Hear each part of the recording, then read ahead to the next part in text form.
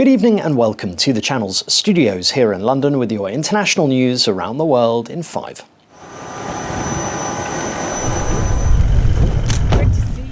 The United States believes the United Nations Secretary General is too willing to accommodate Russian interests. That's according to fresh revelations in classified documents leaked online. The files suggest Washington has been closely monitoring Antonio Guterres. Several documents describe private communications involving Mr. Guterres and his deputy. It is the latest from a leak of secret documents, which US officials are scrambling to get to the bottom of.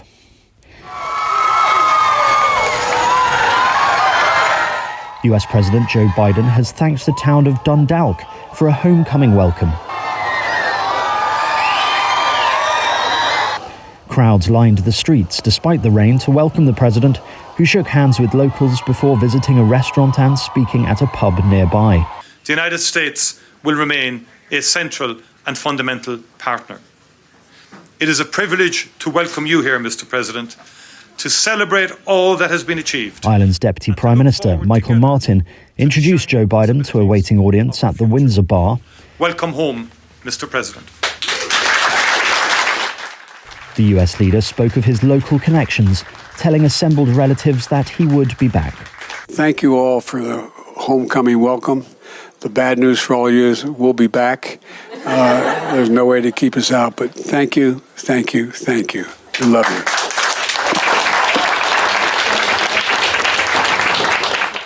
Former US President Donald Trump is suing his former lawyer Michael Cohen for more than $500 million. That's according to a filing in a federal court in Florida.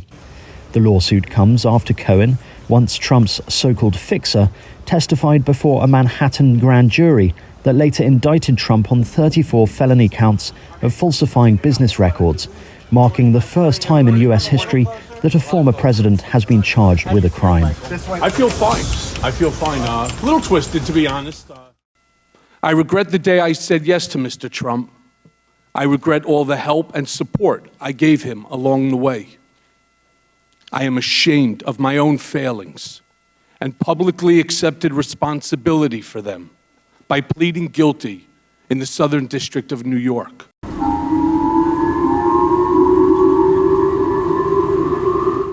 An evacuation siren has been heard in Japan, where residents in Hokkaido were told to evacuate immediately. Officials said a missile had been launched by North Korea. 우리 군은 오늘 07시 23분경 평양 인근에서 Authorities later said the missile did not land near the island and withdrew the alert. Tensions have been growing in the region as North Korea has already fired 27 missiles this year. A pedestrian has been videoed swimming in a flooded street in Fort Lauderdale in Florida after the area was hit by a deluge of rain. According to reports, up to 14 inches of rain had fallen in the city, leaving parts of the area underwater.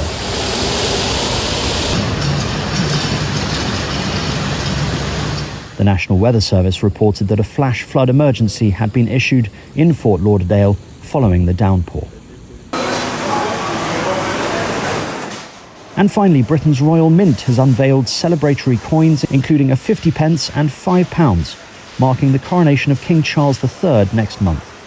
The range features the first crowned effigy of Charles on a coin, created especially for the May the 6th ceremony that will be held at London's Westminster Abbey. It shows the monarch wearing the Tudor crown. Although the crown was destroyed in the 1640s, it has featured on past crown portraits of kings from the 20th century.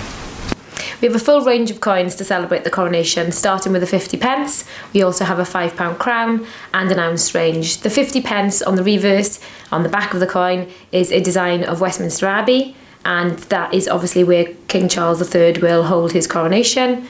And then on the reverse of the £5 crown is a beautiful depiction of the St. Edward's crown, which will be used in the ceremony as well.